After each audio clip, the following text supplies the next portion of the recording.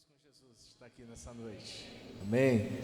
Queridos, para nós sempre é um privilégio poder estar aqui em Vitimarsum com os irmãos. Nós sempre que estamos aqui, nós saímos daqui sempre renovados pelo Senhor. Ontem nós estivemos lá na imersão profética, ali numa chácara. Deus, foi um tempo muito precioso, querido, para nós de Paranavaí, para nós como igreja. Assim como o pastor Saulo disse, eu sou pastor lá na comunidade Caminho Vivo em Paranavaí. E sempre que nós estamos aqui é muito especial, querido. Eu sei que essa não é a nossa casa, mas é a casa dos nossos irmãos e a casa da nossa família também. Amém? Nós sempre somos muito bem recebidos aqui. O pessoal sempre nos recebe com muito carinho, com muita atenção. E para nós é muito bom isso. Queria cumprimentar a todos, cumprimentar os pastores. Hoje é o dia do pastor, né? Queria cumprimentar todos os pastores da casa aqui, da Comunhão Cristã Shalom de Vitimarsum, pastor Saulo e pastora Kelly. E Deus tem algo precioso, querido, para falar conosco nessa noite. Você crê nisso? Amém? Eu quero compartilhar uma palavra que mexeu muito comigo alguns dias atrás e edificou muito a nós lá em Paranavaí. Essa palavra ainda hoje ela mexe muito conosco e eu quero compartilhar ela, que você possa ser edificado por essa palavra também nessa noite. Amém? O tema dessa palavra, o tema dessa mensagem é um outro olhar. Você pode repetir comigo? Um outro olhar. Querido, existem muitas formas de nós olharmos para a vida hoje. Existem muitas formas para nós olharmos as situações. Existem muitas formas para nós olharmos para a nossa casa, para a nossa família. Existem muitas formas de nós olharmos para a nossa igreja hoje. Mas qual é aquilo que Deus tem colocado no nosso coração? Ou qual é a maneira como que Deus tem olhado para a nossa casa, para a nossa família, para os nossos filhos, para o nosso trabalho, para a nossa igreja? Você já se perguntou a respeito disso? Deus, qual que é o olhar do Senhor para a minha casa? Qual é o olhar do Senhor para a minha família? Como o Senhor me vê, ou como o Senhor olha para a nossa igreja aqui, a Comunhão Cristã Shalom de Vitimarsum? Não sei se você já se fez essas perguntas, querido, mas existe uma forma. Existe a forma como que Deus olha, e que infelizmente algumas vezes a maneira de Deus, querido, ela é a maneira perfeita de olhar para as situações. Mas algumas vezes a nossa maneira de olhar para essas circunstâncias, para essas pessoas, para esses lugares específicos na nossa vida, não tem sido a maneira como que Deus tem olhado. E essa mensagem ela fala muito bem disso, querido. Fala sobre dois homens de Deus. Todos nós conhecemos a história quando Moisés envia os seus 12 espias para espiar a terra prometida. E essa mensagem fala propriamente disso. Eu quero ler com você o texto ali em Números, o livro de Números, capítulo de número 13, o verso de número 1. Você pode abrir a sua Bíblia comigo ali em Números, capítulo 13 e verso de número 1. Quero ler com vocês aqui alguns versículos e nós vamos caminhando aqui enquanto Deus vai ministrando os nossos corações, amém? A palavra de Deus aqui em Números 13, verso 1 diz assim: E disse o Senhor a Moisés: Envia homens que espiem a terra de Canaã, que eu hei de dar aos filhos de Israel. De cada tribo de seus pais enviareis um homem, sendo cada qual príncipe entre eles. Enviou Moisés do deserto de Parã, segundo o mandato do Senhor, todos aqueles homens que eram cabeças dos filhos de Israel. E aqui a partir do verso 4 até o verso de número 16, ele vai trazer quem eram esses homens que Moisés enviou até a terra prometida, para espiar a terra prometida. Aqui no verso de número 16, são esses os nomes dos homens que Moisés enviou a espiar aquela terra. E a Oséias, o filho de Num, Moisés chamou de Josué. Enviou, pois, a Moisés a espiar a terra de Canaã e disse-lhe: Subi ao Neguebe e penetrai nas montanhas, vede a terra, que tal é? E o povo que habita, e o povo que nela habita, se é fraco ou forte, se poucos ou muitos, e qual é a terra em que habita, se é boa ou má, e que tais são as cidades em que habita, e se em arraiais ou em fortalezas. Também, qual é a terra, se fértil ou estéril, se nela há matas ou não. Tende ânimo e trazei do fruto da terra. Era aqueles dias, os dias das primícias das uvas. Vamos orar, queridos, ao Senhor. Pai, eu quero te agradecer, Senhor, por essa noite tão especial. Quero te agradecer, Pai, por cada homem, por cada mulher de Deus, Pai, por cada jovem, por cada adolescente que o Senhor trouxe à tua casa nessa noite, Pai. Quero te agradecer, Pai, por essa noite, por esse culto tão gostoso, Pai. Quero te agradecer pela tua presença aqui, Pai, que é algo tão real, Pai, que é algo tão maravilhoso, Senhor. Obrigado, Pai, porque nós estamos envoltos dessa presença, Pai. Obrigado porque nós estamos num lugar seguro, Pai, num lugar onde as verdades do Senhor, elas são impressas, Pai, no nosso coração, Senhor.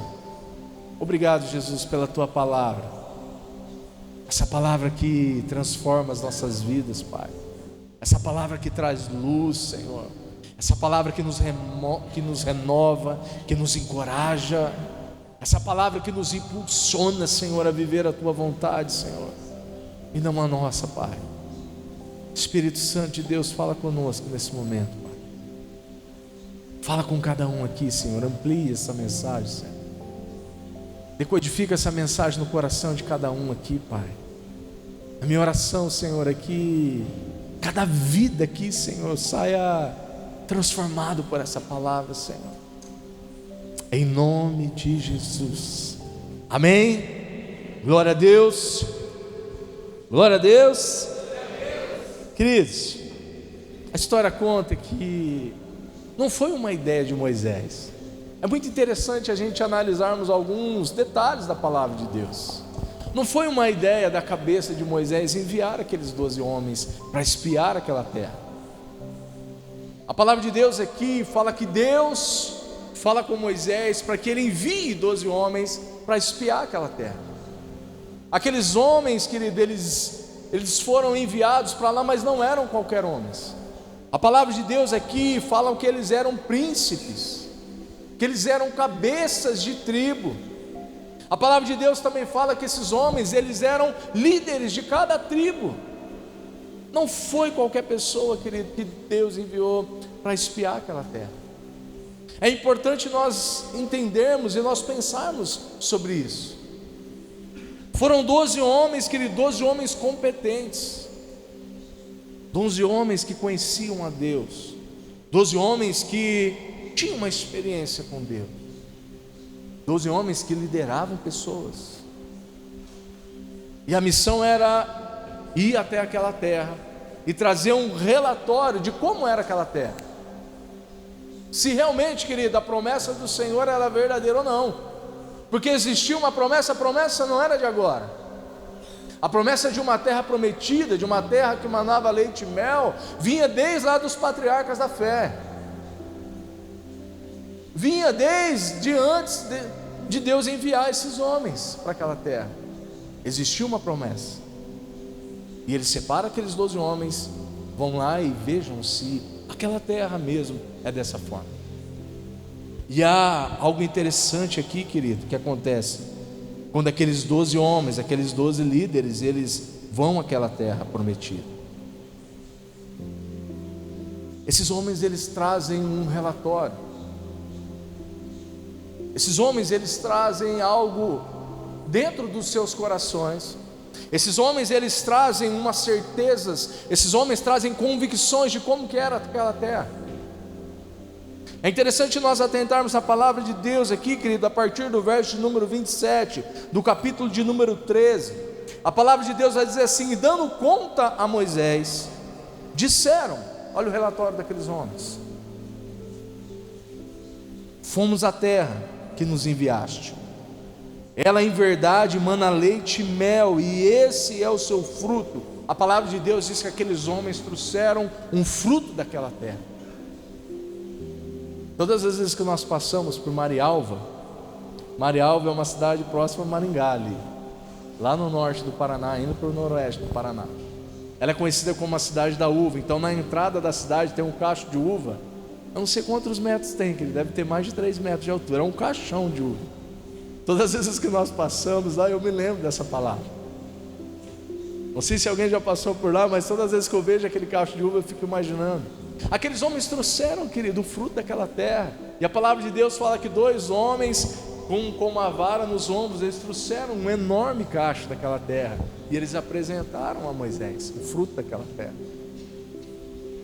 Dá uma olhada comigo aqui, querido, a partir do verso de número 28. O 27 fala que eles fomos à terra.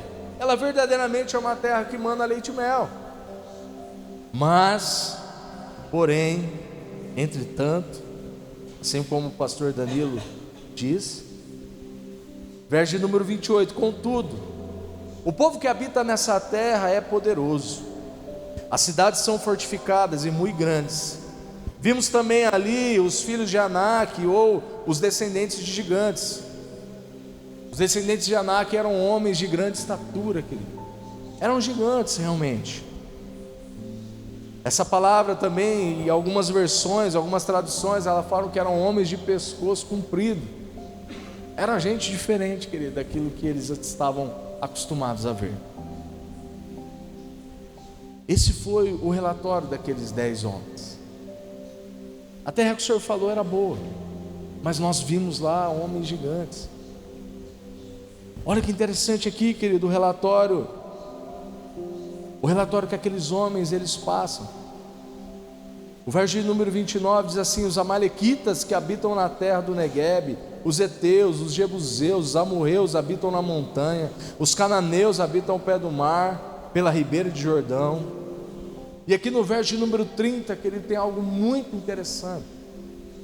Então Caleb fez calar o povo perante Moisés e disse: eia, subamos e possuamos a terra, porque certamente prevaleceremos contra ela. Porém os homens com que ele tinha subido disseram: não poderemos subir contra aquele povo, que é mais forte do que nós. Verso número 32: e diante dos filhos de Israel infamaram a terra que haviam espiado, dizendo: a terra pelo meio qual passamos a espiar é a terra que devora os seus moradores, e todo o povo que vimos nela são homens de grande estatura. Também vimos ali gigantes, os filhos de Anak são descendentes de gigantes. Olha que interessante, querido, no final do verso número 33: e éramos aos nossos próprios olhos como gafanhotos, assim como também éramos aos seus olhos. Esse foi o resumo, querido. Deus envia 12 homens. 2 homens trazem um relatório positivo daquela terra. 12 homens voltam daquela terra, querido, todos empolgados. Realmente, a promessa que o Senhor falou é essa, Moisés. A terra é uma terra produtiva, uma terra abençoada, uma terra favorecida por Deus, uma terra que mana leite e mel. 10 homens, querido, que foram para o mesmo lugar, no mesmo dia, na mesma hora. Os outros 10 homens, eles trazem um relatório totalmente diferente do mesmo lugar. É uma terra que habita gigantes, é uma terra, realmente uma terra muito boa, mas nós vimos lá os descendentes de Anak, nós vimos lá um povo terrível, nós vimos lá o final, querido, do verso de número 33, aqui é muito interessante. Ele diz que éramos aos nossos próprios olhos como gafanhotos, e assim nós éramos aos olhos daquele povo. Querido, existe uma incoerência aqui. E sabe o que é interessante? Que o relatório dos 2 não era um relatório mentiroso. O relatório dos 10 espias era verdadeiro. Sim ou não? Sim. E o relatório dos 2 espias de Josué e Caleb também era um relatório verdadeiro. Nós temos aqui uma incoerência, querido. Nós temos aqui uma forma de olhar para aquela terra diferente. 10 homens olham para uma terra e trazem um relatório negativo. E 2 homens, eles olham, espiam e ficam lá os 40 dias da mesma forma e trazem um relatório positivo. Existem algumas questões importantes aqui, querido, que nós precisamos aprender através da palavra de Deus. Eu quero compartilhar com vocês nessa noite, querido, 3 princípios que nós podemos extrair da palavra de Deus, que nós podemos aprender diante desse texto, diante dessa situação. O primeiro princípio que eu quero conversar com vocês nessa noite é o poder do contágio. Você pode repetir comigo? O poder do contágio. Ao mesmo tempo, querido, que aqueles homens que trouxeram um relatório negativo, aqueles homens não somente trouxeram um relatório negativo. Se você olhar no início do capítulo 14 aqui, você vai perceber que aqueles homens, eles não só trazem um relatório negativo, como eles inflamam o coração de todo aquele povo. A murmuração, querido, é algo que inflama o coração de quem está ao nosso lado. E muito mais do que murmuração, querido, aqueles homens, eles trouxeram junto com eles um espírito de murmuração, querido, que é algo terrível. Aqui fica claro, querido, qual é esse espírito de murmuração que tem tomado o coração de muitos homens e de muitas mulheres de Deus nos dias de hoje. Aquele espírito, querido, começou a envenenar o coração do povo. E mais, aquele espírito de murmuração fez com que o povo se voltasse contra os seus líderes. Depois, com mais tempo, você vai perceber aqui no início do capítulo 14. Olha que terrível, querido. Olha que coisa do diabo, de verdade. Aqueles homens olham a mesma terra e trazem um relatório e começam a inflamar o coração dos outros que estavam ali. Sabe, muitas vezes nós precisamos nos perguntar, ou muito mais do que nos perguntar, nós precisamos nos posicionar em relação a esse espírito de murmuração, que a todo momento tenta pegar o nosso coração, que a todo momento tenta roubar aquilo que Deus colocou dentro de nós. Porque é isso que esse espírito de murmuração faz, querido. A murmuração, querido, ela nos tira da realidade espiritual. E a murmuração, ela nos coloca, querido, dentro de uma realidade terrena, onde nós não conseguimos enxergar mais, querido, as coisas espirituais, onde nós não conseguimos mais enxergar as promessas de Deus para as nossas vidas. A murmuração, querido, nos arranca dos lugares celestiais. A contrapartida, querido, aqueles 2 homens, querido, trouxeram um relatório totalmente diferente. Não existia, querido, um relatório mentiroso de nenhuma das partes. Existia a maneira de ver. Esse primeiro ponto que eu quero tratar com você é o poder do contágio, porque da mesma forma, querido, que a murmuração ela é contagiosa, ela inflama o coração das outras pessoas, ela inflama o coração dentro da família, ela inflama o coração dos filhos, ela inflama o coração dos pais. Da mesma forma com que a murmuração é contagiosa, querido, quando nós entendemos que nós somos gratos a Deus por aquilo que Ele fez por nós, a gratidão também é algo contagioso. Amém? Sim ou não? Você já caminhou do lado de alguém grato a Deus? É bom, querido, caminhar do lado de alguém que é grato a Deus. É prazeroso caminhar com alguém que tem um coração grato a Deus. O poder do contágio, querido, ele vale para das duas formas. O poder do contágio, querido, ele vale para ambas as situações. Mas a questão é, como que nós temos olhado, querido, para as circunstâncias das nossas vidas?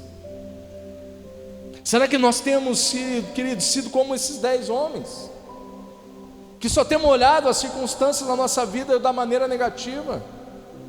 Como que nós temos olhado para a nossa casa, queridos? Como que nós temos olhado para os nossos filhos? Como que nós temos olhado para o nosso trabalho?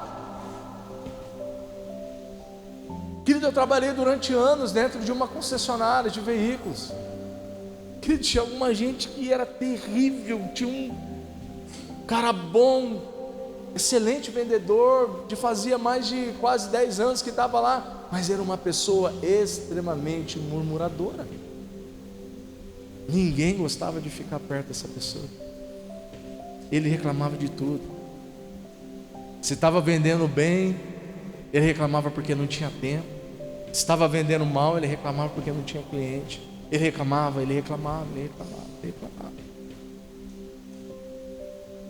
A murmuração, querida, ela nos rouba do melhor. Quer viver uma vida de gratidão a Deus, quer viver uma vida verdadeiramente grata a Deus. Da mesma forma, querido, que a murmuração é contagiosa, uma vida de gratidão também ela é contagiosa. Amém?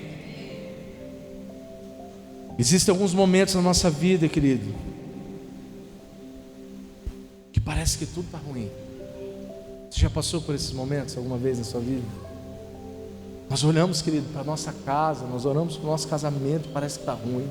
Nós vamos para o nosso trabalho e parece que as coisas não acontecem, parece que as coisas não fluem. Nós vemos para a igreja, querido, e parece que não está bom também. Mas sabe qual que é o problema muitas vezes, querido? Não é o nosso trabalho, não é a nossa casa, não é a igreja. O problema muitas vezes somos nós. O problema muitas vezes é algo interno que nós precisamos tratar dentro do nosso coração. E nós tentamos resolver as coisas externas, mas muitas vezes, querido, esse espírito de murmuração, nós só externamos aquilo que está dentro de nós. Foi o que aconteceu, querido, com esses homens. E o que Josué e Caleb fez aqui, querido? Eu acho fantástico isso dentro da palavra de Deus. A palavra de Deus diz aqui no verso número 30, querido: então Caleb fez calar o povo perante Moisés e disse: eia, subamos e possuamos a terra, porque certamente prevaleceremos contra ela. Muitas vezes nós precisamos calar, querido, esse espírito de murmuração. Foi justamente isso que Caleb e Josué fizeram. Eles precisaram calar, querido, aquele espírito, aquela murmuração do povo. Dizer: aquieta a murmuração. E não só calaram, querido, mas eles não somente calou aquele povo, mas eles ergueram, eles colocaram luz nas promessas de Deus. Sabe, é isso que nós precisamos fazer na nossa vida. Não é só calar a murmuração, querido, não é só murmurar, mas é nós colocarmos luz naquilo que Deus prometeu, querido, para a nossa casa, para a nossa família, para o nosso trabalho, para a nossa igreja. Amém? Nós precisamos nos lembrar, querido. Existem alguns lugares chaves, querido. Existem situações chaves, querido, que pode mudar, que pode alterar aquilo que nós estamos vivendo hoje. Existem alguns exemplos interessantes, querido. Um peixe, para você matar ele, você não precisa dar um tiro nele. Você só tira ele fora da água. Ficar se batendo lá, os peixinhos se batendo, vai diminuindo, vai morrendo aos poucos. Não sei quanto tempo dura, mas logo ele vai morrer.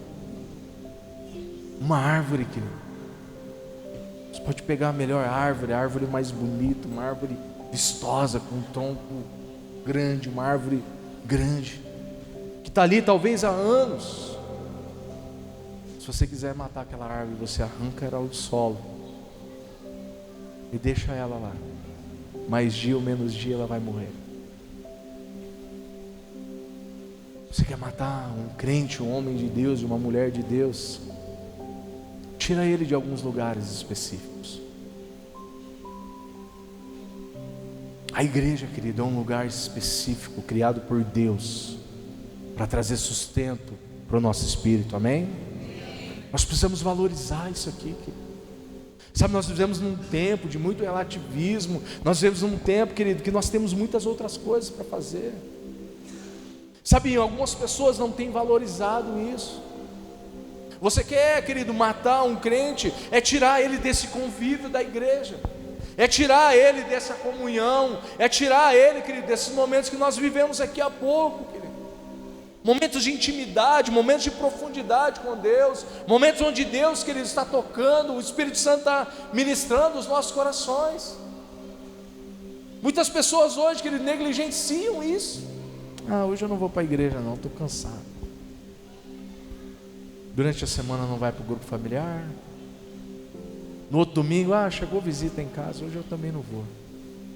E aquela pessoa, querida, ela vai morrendo aos poucos. Assim como aquele peixe fora da água, assim como aquela árvore fora do solo. Ele vai morrendo aos poucos, querido, ele não percebe. Ele vai morrendo, querido, aos poucos.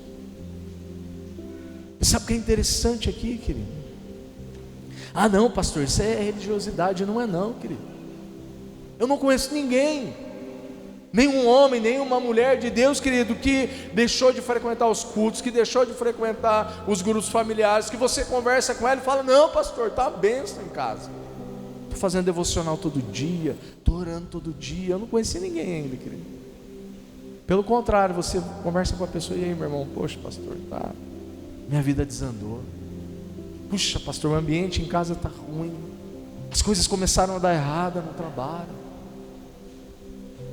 Foi tirada, querido, desse ambiente. Vocês estão me entendendo? Amém? Nós precisamos, querido, fazer como Josué e Caleb fez. O maior objetivo, querido, do diabo é nos tirar desses ambientes, dos ambientes que nos faz crescer. A família é um ambiente que nos faz crescer. Os amigos de verdade são um ambiente que nos faz crescer. A igreja, a comunhão com os irmãos é um ambiente que nos faz crescer. Josué e Caleb, querido, ele precisou diminuir o volume da murmuração daquele povo. E esse eu estou caminhando para o segundo ponto aqui, querido. Diminua o volume da murmuração e aumente o volume da profecia. Eles não só calaram, querido, aquele povo, mas eles colocaram luz nas promessas de Deus. Eles colocaram luz, querido, naquilo que existia uma promessa sobre a vida deles, existia uma promessa sobre que eles ouviram dos seus pais, existia uma promessa que eles ouviram dos seus avós, que um dia eles herdariam uma terra que manava leite e mel. Amém? Que um dia, querido, aquele tempo de escravidão que eles haviam vivido iria terminar. Que um dia, querido, muitas pessoas ali olhavam, querido, para os seus pais trabalhando, sendo escravizados durante muitos anos. Mas existia uma promessa de Deus que um dia aquele povo iria sair daquele lugar e herdar uma terra que manava leite e mel. Simplesmente, querido, eles calaram o povo e colocaram luz nas promessas de Deus. Quais são as promessas de Deus, querido, sobre a sua vida? Quando a murmuração entra no ambiente, querido, não adianta querer gritar mais alto do que ela, não adianta querer espernear. Quando a murmuração entra, querido, no ambiente, não adianta querer calar ela. Nós precisamos colocar luz, querido. Quais são as promessas de Deus? Quando a murmuração entra na nossa casa, quais são as promessas de Deus para a minha casa? Quando a murmuração, querido, ela entra no nosso ambiente familiar, quando a murmuração entra no nosso ambiente de igreja, quais são as promessas de Deus, querido, para a nossa igreja? Nós precisamos colocar luz, querido, nas promessas de Deus. Amém? Quais são, querido, as promessas de Deus para a comunhão cristã, Shalom, de Vítor Marsum? Quais são as promessas? Pastor, eu não sei qual é a promessa. Pergunta para o seu pastor, para a sua pastora, eles sabem. Pergunta para o seu líder de grupo familiar, eles sabem. Coloque luz nessas promessas, querido. Coloque luz naquilo que Deus já prometeu. Coloque luz naquilo que Deus já fez, naquilo que Deus está fazendo. Não tinha a ver, querido, só com Caleb. tinha a ver com aquilo que eles haviam recebido de Deus. Isso eu acho mais lindo, querido, nessa palavra. Olha que interessante aqui, querido, em Números capítulo 14 e verso de número 24, que a palavra de Deus diz. A palavra de Deus aqui em Números 14 e 24 diz assim: mas o meu servo Caleb, porque nele houve um outro espírito, e porque ele perseverou em seguir-me, eu o introduzirei na terra em que entrou, e a sua posteridade a possuirá. Olha que interessante, querido. Mas o meu servo Caleb, porque nele houve um outro espírito. Esse outro espírito é o ruá de Deus, o sopro de Deus, querido. Existia algo diferente, querido, dentro de Josué e Caleb. Existia algo que Deus havia soprado dentro dos seus corações. Existia algo ali, querido, que o próprio Deus havia colocado dentro deles. Da mesma forma, querido, existe algo diferente dentro de nós. Amém? Existe algo diferente dentro de nós, querido. Não tem a ver conosco, tem a ver com aquilo que Deus colocou dentro de cada um de nós. Amém?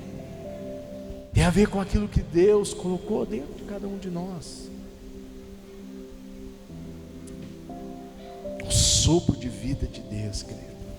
Nós só venceremos os desafios futuros se nós obtivermos um outro espírito que confronte esse espírito de murmuração, que confronte esse espírito de desistência que a todo momento tenta pegar o nosso coração. Por que todo domingo, querido, é uma luta para muita gente estar na igreja? Por que todas as vezes durante a semana é uma luta para você estar no grupo familiar? Porque todas as vezes que nós vamos para um culto de oração, que nós vamos para um momento de oração, é uma luta dentro de nós.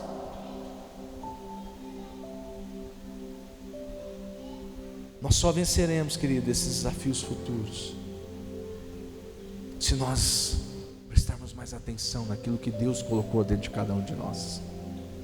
Deus colocou o próprio Espírito dele dentro de nós, amém? O Espírito Santo de Deus, querido, habita em cada um de nós. Aleluia. Os nossos desafios sempre serão maiores do que a nossa capacidade. Você já parou para perceber isso? Os nossos desafios sempre serão maiores do que a nossa capacidade.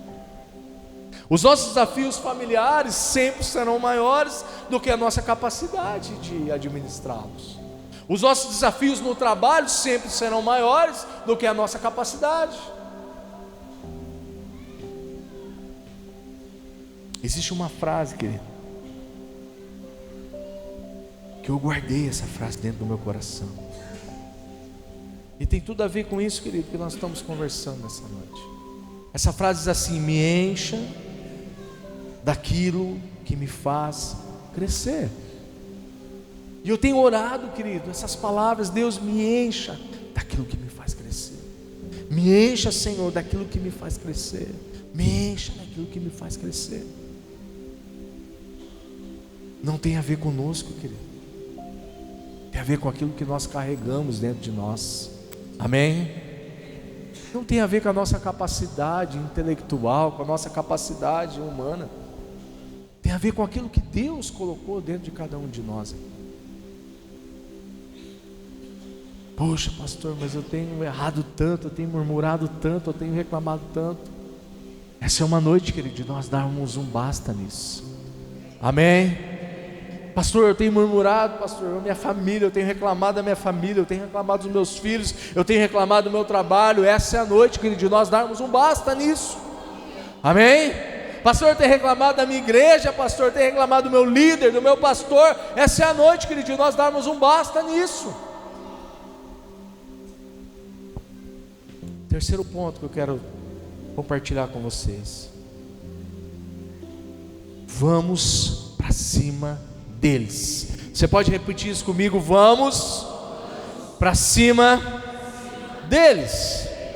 Querido, quando Josué e Caleb eles trouxeram um relatório para Moisés, ele disse: eia, subamos e possuímos a terra. Sabe o que era esse ei aqui? É vamos para cima deles. Amém? É vamos para cima, vamos avançar em direção a Ele e vamos conquistar a terra, porque a terra o Senhor nos prometeu. Amém? Quais são, queridas, as adversidades? Quais são as lutas que você tem enfrentado hoje? Muitas vezes nós temos recuado e dado um passo atrás, ou muitas vezes nós temos virado as costas e não conseguimos romper e não conseguimos vencer essas adversidades. Qual é, querido?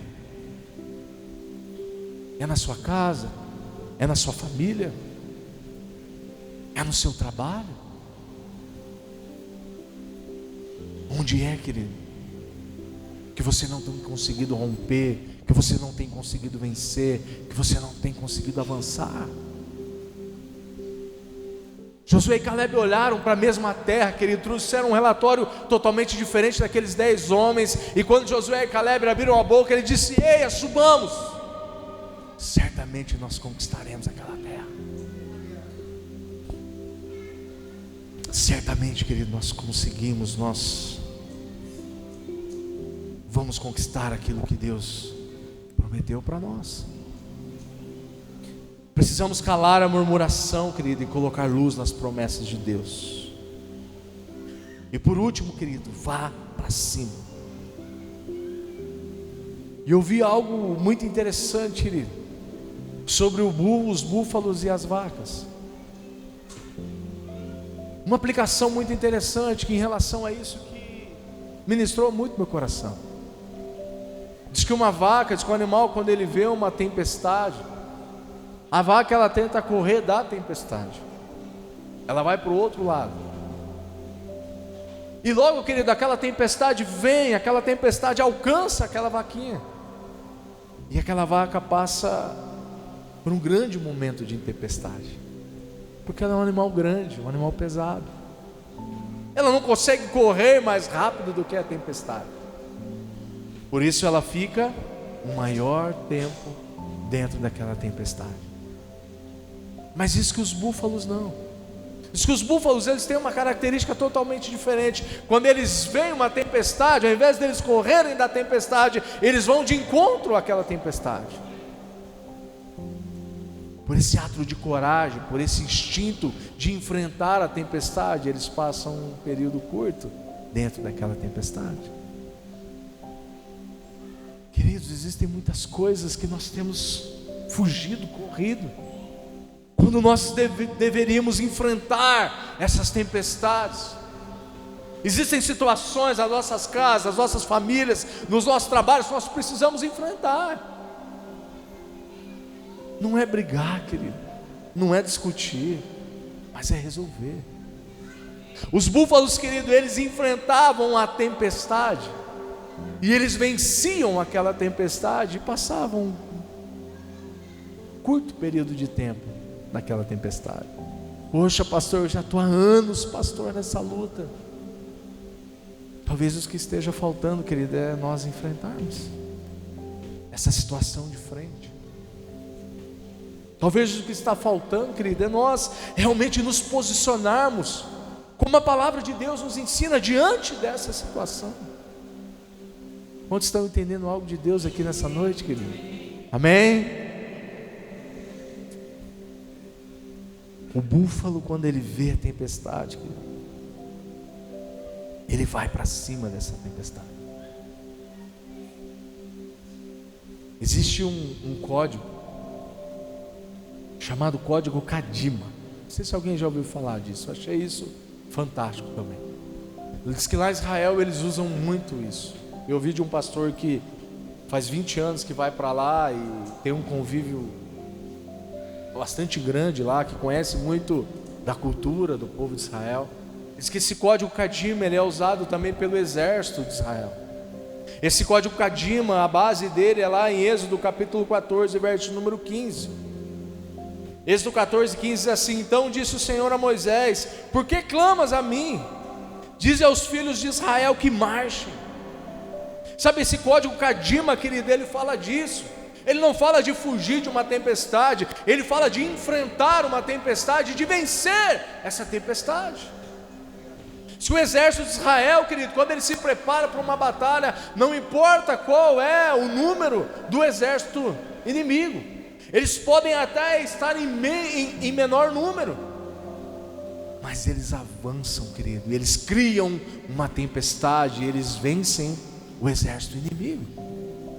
Esse código Kadima, ele fala disso, ele fala de criar uma tempestade para as tempestades que vêm ao nosso encontro. Esse código Kadima, querido, ele fala disso. Ele fala de criar um problema para o nosso problema. Amém? Esse código Kadima fala disso, é de olhar para o nosso problema e dizer: problema, você tem um problema. Amém? É dizer, querido, para algumas circunstâncias da nossa vida e dizer: você tem um problema. É olhar para o desemprego e dizer para o desemprego, você tem um problema. É olhar, querido, para as situações dentro do nosso casamento, que tentam nos separar, que tentam nos roubar a paz, que tentam nos tirar do centro da vontade de Deus. Olhar para as situações e dizer: você tem um problema. Eu não sei, querido, qual é a tempestade que você tem passado. Talvez seja uma tempestade financeira, querido, de falta, de dívidas, eu não sei qual é. Mas nós precisamos olhar, querido, para essa situação e dizer: ei, você tem um problema. O Código Kadima, ele fala justamente disso, querido. É de criar uma tempestade para a tempestade. Eu acho muito interessante, querido, quando Jesus acalma a tempestade. O pastor Tiago ministrou um pouco sobre isso no momento do louvor. Lá em Marcos capítulo 4, verso de número 39, a palavra de Deus ali fala que aqueles homens, que eles estavam naquele barco, e Jesus estava naquele barco, só que Jesus estava dormindo, querido. Diz que uma grande tempestade começou a varrer aquele barco, e ele quase ia à deriva, querido. Aquele barco estava quase para afundar, e aqueles discípulos apavorados, eles acordaram: Jesus, acorda, nós estamos perecendo. A palavra de Deus que Jesus vai lá e aquieta-te, vento, acalma-te, tempestade. E diz que naquele exato momento, querido, os ventos e o mar obedeceram à voz do Senhor Jesus. E aqueles discípulos ficaram maravilhados. Aqueles discípulos ficaram atônitos: quem é esse que até o mar e os ventos lhe obedecem? Existe algo muito interessante aqui, querido, nas entrelinhas desse texto. Quando Jesus estava dando uma ordem, querido, para aquele vento, os discípulos estavam olhando o Jesus, o filho de José, o carpinteiro, aquele que eles seguiam de coração, aquele que era o Messias, o Salvador das suas vidas. E eles viam Jesus dando uma ordem para aquela tempestade. Mas aquela tempestade, querido, quando recebia aquela ordem no olho, não era uma ordem só do Jesus, do filho de José carpinteiro, era uma ordem dos reis e do Senhor dos senhores. Amém? O Código Kadima fala disso, querido. Quantas coisas, querido, que tem acontecido na nossa vida, e muitas vezes nós não conseguimos romper, nós não conseguimos avançar, querido. Não tem a ver conosco, querido. Amém? Não tinha a ver com aqueles discípulos que estavam ali, tinha a ver com quem estava no barco junto com eles. Amém? Não tem a ver conosco, querido. Muitas vezes tem a ver com quem é sobre nós, com quem está dentro de nós, com quem nos prometeu, querido. É isso. O vencer ou não vencer as lutas, o vencer ou não vencer as adversidades do nosso dia, não fala só sobre nós, fala sobre aquilo que nós carregamos, querido. Ou fala daquele que está conosco no barco. Fala daquele que muitas vezes está dormindo, querido, está descansando no barco. Sabe, muitas vezes até parece realmente que Jesus está dormindo. Fala: Deus, onde o Senhor está? Jesus, querido, fico imaginando Jesus acordando, espreguiçando. O que foi? O vento, o mar. Vou dar um jeito nisso. Jesus vai lá, querido, e acalma a tempestade, acalma o mar. Não tem a ver conosco, querido, tem a ver com Ele. Amém? Não tem a ver conosco, tem a ver com aquilo que nós carregamos dentro de nós. Tem a ver com o Espírito de Deus, com o Espírito Santo de Deus, que Ele colocou dentro de cada um de nós.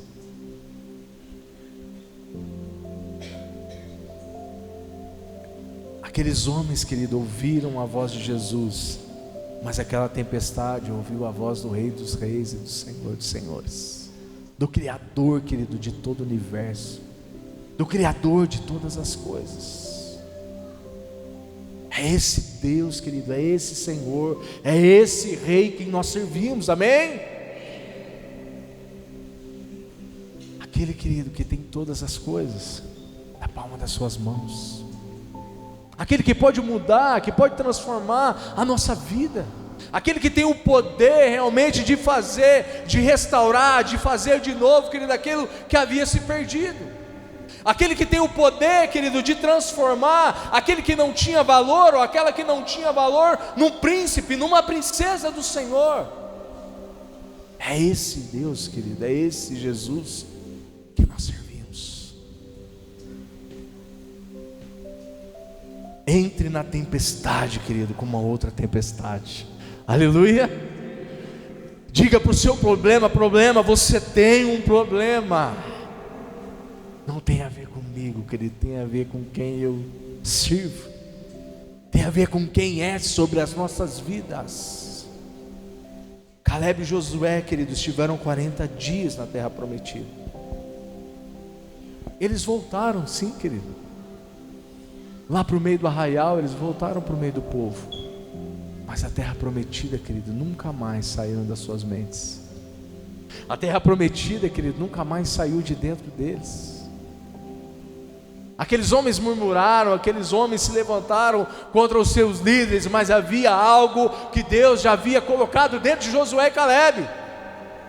Havia algo, querido, que Deus já havia depositado dentro daqueles dois homens, que nenhuma circunstância poderia mudar. Existia algo, querido, que Deus já havia colocado dentro deles, que nenhuma tempestade, nenhuma dificuldade, nenhuma adversidade poderia alterar aquilo que Deus já tinha colocado dentro deles. Existe algo, querido, dentro de você.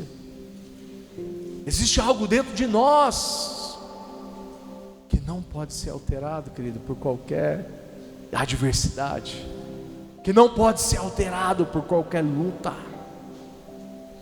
Existe um outro modo de ver e de olhar para as circunstâncias ao nosso redor. Eu não sei como você tem olhado para a sua casa, meu irmão, minha irmã. Eu não sei como você tem olhado para o seu casamento. Eu não sei como você tem olhado pelo seu trabalho. Talvez você já esteja, desculpe a palavra, mas de saco cheio do seu trabalho. Mas existe um outro modo de olhar, querido, do seu trabalho. Amém? Talvez você olhe para o seu casamento e fala: não dá mais, não tem mais jeito, pastor. Tem outro modo de olhar, querido, para o seu casamento. Tem outro modo de olhar para a sua casa, para a sua família.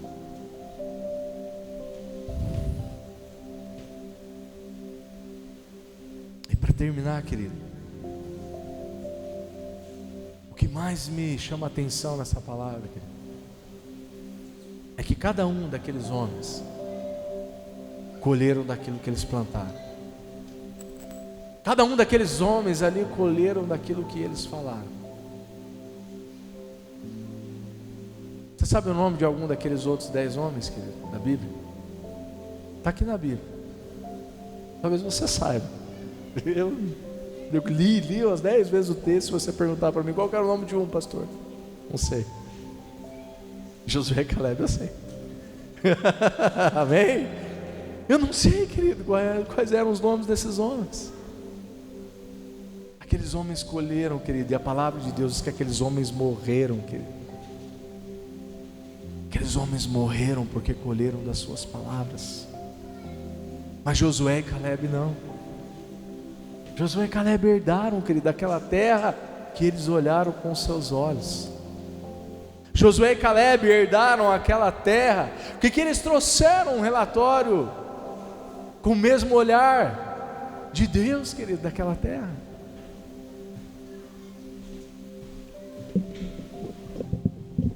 Cada um deles colheu das suas próprias palavras. Você pode se colocar em pé, queridos?